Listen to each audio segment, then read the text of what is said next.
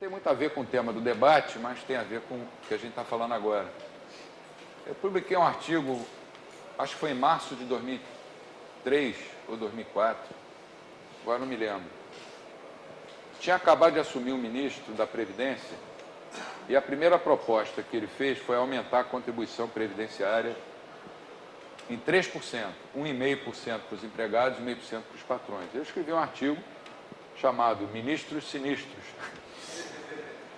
em que eu dizia que aquilo era um absurdo e começava dizendo assim: tinha razão Lord Callaghan, que foi um primeiro-ministro inglês, até do Partido Trabalhista. Ele dizia assim: só há dois tipos de ministros da área econômica, os que saem a tempo e os que saem depois do tempo.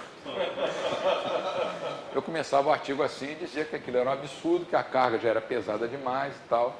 Aí, uns 2, 3 meses depois, bate lá em casa um sujeito da Polícia Federal com uma intimação para eu ir lá na Praça Mauá, na Polícia Federal, para responder. O cara me processou, baseado numa lei de 1967, da época dos anos de chumbo, né? Aí eles não querem saber.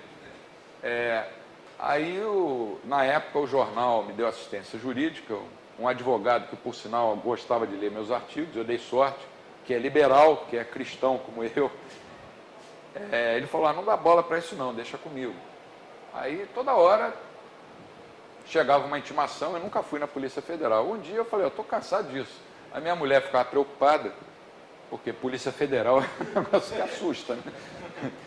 Aí um dia ele falou para mim, o doutor Fábio: quer ir lá? Vamos lá, vamos resolver isso logo. Aí cheguei lá, a Polícia Federal, o delegado recebeu a gente com muita amabilidade, pegou o artigo, começou a ler, e à medida que ele lia, ele não continha o riso. No final ele dava gargalhada. E virou para mim e falou assim: olha, o senhor escreveu tudo que eu queria ter escrito. O processo foi arquivado, mas passou, na época saiu desse Ministério da Previdência, foi para o Ministro da Justiça, foi para o Palácio do Planalto. Quer dizer, porque eu escrevi um artigo, eu não ataquei a honra do sujeito. Se eu atacasse a honra, tudo bem. Eu não disse fulano de tal é ladrão. Eu jamais escreveria isso. Aí seria, né, processo penal. Agora, você imagina, e logo, alguns meses depois, eles tentaram implantar naquele ano o quê? O Conselho Nacional de Jornalismo, que ia ser um controle sobre a imprensa. E o ANSINAV, né? O ANSINAV ia controlar toda a produção de vídeos, filmes o ANSINAV vai acabar saindo. Quer dizer, você vai ter que ter tantos por cento de filmes nacionais. Não importa a qualidade. Não importa a qualidade. Isso é um tremendo retrocesso. E a tal sociedade civil organizada, que eles falam tanto que não existe, existimos nós, não está nem sabendo o perigo que está correndo. Ano passado eles tentaram implantar aquela lei também que ia calar a boca de todo mundo. Como é que chama? PNDH3. Eles saem assim, daqui a pouco eles voltam. Eles parecem um time que joga na retranca. Quando eles sentem a pressão, eles recuam, mas daqui a pouco, quando eles sentem, vamos voltar de novo, vamos tentar atacar. O Brasil vive um regime que se não é socialista na sua totalidade, ele tem muito do socialismo. E o principal motivo é a centralização de poder. O dinheiro é gerado dos municípios, vai para Brasília e só volta para os municípios onde ele foi gerado se o prefeito tiver alguma amizade em Brasília ou alguém importante que consiga. Quer dizer, cadê o princípio da subsidiariedade? Tudo é centralizado. E Brasília é uma cidade que eu acho, ter muitos amigos lá, monstruosa. Uma cidade que não foi feita para seres humanos. O meu amigo embaixador Meira Pena não concorda com isso, ele está com 94 anos, mas eu fui visitá-lo, ele mora numa casa que é uma maravilha, até eu gostaria de morar em Brasília, com um jardim que tem plantas que ele trouxe do mundo inteiro, quando ele era embaixador. A Brasília é uma cidade desumana, você anda na rua, você não vê as pessoas, aquilo foi planejado por comunistas, para morar. Quem é que vai morar em Brasília? Cupim, abelha, formiga. Não são seres humanos. Para não dizer que consumiu uma boa parcela de recursos. Quer dizer, o nosso festejado ex-presidente JK tentou abolir as leis de tempo, espaço e física, dizendo, vamos crescer 50 anos em 5. Você não pode crescer 50 anos em 5, a não ser que depois você retroceda 100 anos em 10. Qual o custo de Brasília? Nós vamos fazer um evento em Brasília. Eu não estou falando dos brasilienses. Eu estou falando da ideia de fazer uma capital do jeito que é Brasília. O Instituto Mises do Brasil, se não me engano, em janeiro ou fevereiro, pretende fazer um curso rápido lá em Brasília. Tem uma equipe lá de jovens que está muito interessada também em desenvolver a escola austríaca. Então, eu estou me dirigindo aqui indiretamente a eles, que eu sei que eles vão ver o vídeo, quer dizer, não é nada contra ninguém que mora em Brasília, mas é contra a cidade mesmo. E nem é choro de carioca, porque a gente perdeu o status de capital. Isso eu acho que foi até bom, porque viciou muito o Rio de Janeiro. Uma boa parte da nossa população ainda vive atrelada ao setor público por causa desse vício de mais de 200 anos, né? Quase 200 anos de capital da República. Mas eu queria uma pergunta final sobre o debate do cálculo econômico, que me parece um assunto tão simples. Vamos lá, graças a Deus apareceu. A questão não é sobre o cálculo, o debate não é sobre o cálculo econômico, porque a China já aceitou que o cálculo econômico socialista é impraticável. Já aceitou. Ela já deu a chancela dela disso. Exatamente. Na verdade, o que eu acho é que ainda há uma ilusão de planificação setorial.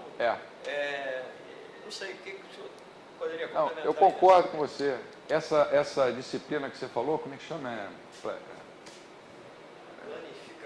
Não, antes. É uma cadeira que tem até no curso aqui, Economia Industrial. Economia Industrial. Quando eu montei o curso de Economia do IBMEC, eu tirei essa cadeira. Eu falei, isso não serve para nada.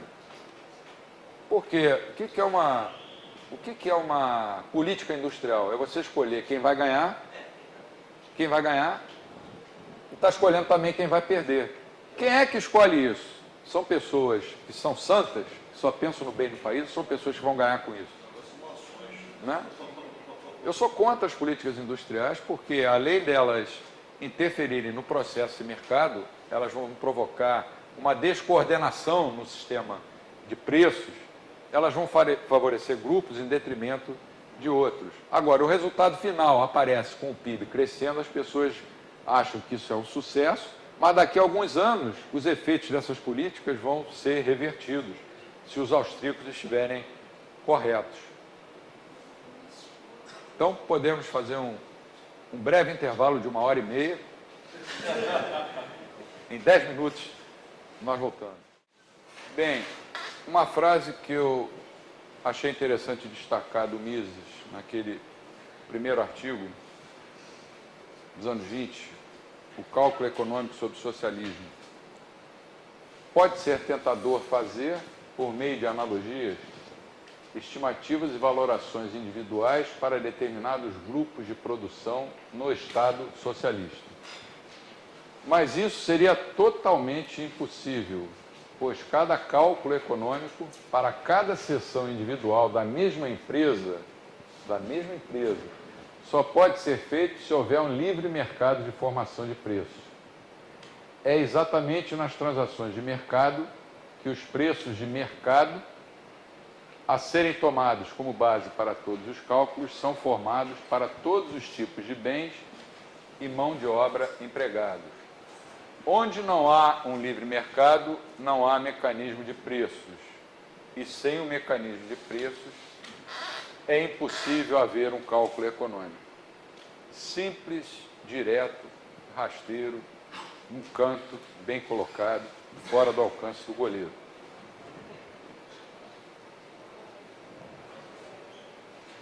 A ideia de que o conceito de solução competitiva de Oscar Lange tenha conseguido refutar esse argumento de Mises é, entre tantos outros, um dos mitos mais difundidos da HPE, que é a História do Pensamento Econômico.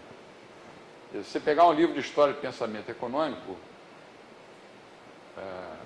especialmente os publicados no Brasil, você vai ver que Oscar Lange foi um grande economista, não vou dizer que não tenha sido, mas que ele encontrou uma solução competitiva para substituir os argumentos do Mises pró-mercado. Uma característica comum dessas várias versões, além do Oscar Lange, você tem Dixon, Durbin e Lerner, Abba Lerner, Hyman e Polanyi, dentre outros autores socialistas, dessa solução competitiva, é que eles todos acreditavam que seria possível criar uma espécie de quase mercado na terminologia do Mises, né? O Mises chamava de quase mercado, em que os agentes teriam comportamentos parecidos com os que teriam em uma economia de mercado. Você tira um sujeito da Terra, leva para a Lua, vai querer que ele viva sob as mesmas condições.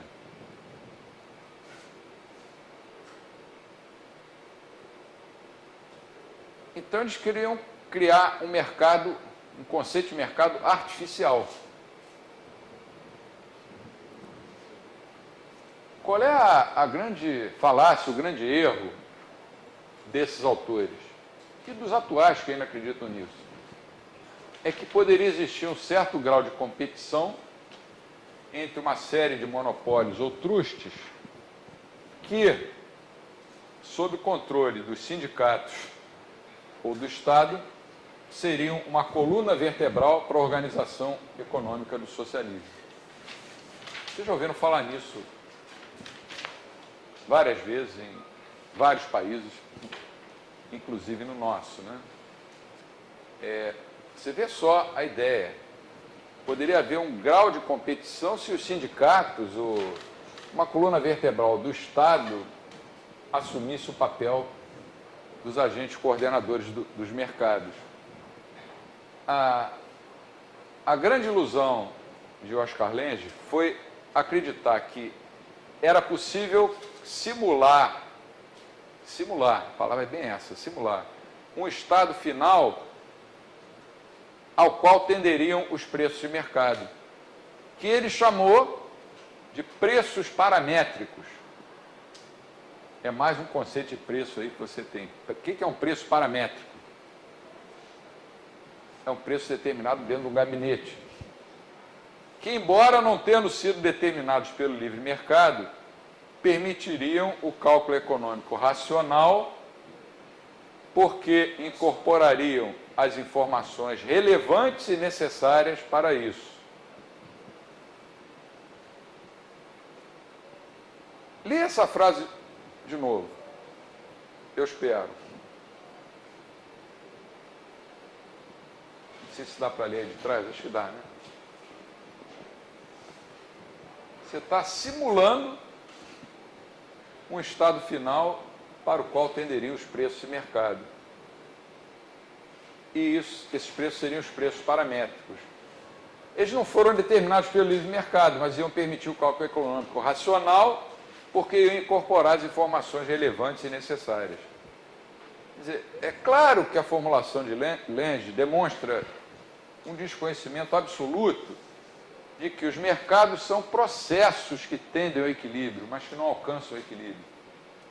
Aí, esses autores socialistas, como Oscar Lange, caíram na mesma falácia dos neoclássicos, dos keynesianos, da mainstream, que é trabalhar com estados de equilíbrio. Pelo menos, os economistas da mainstream de Chicago acreditam que esses preços de equilíbrio, embora as formulações deles para os austríacos tenham muitas imperfeições, mas eles acreditam que eles são determinados pelo mercado mesmo, pelo mercado livre.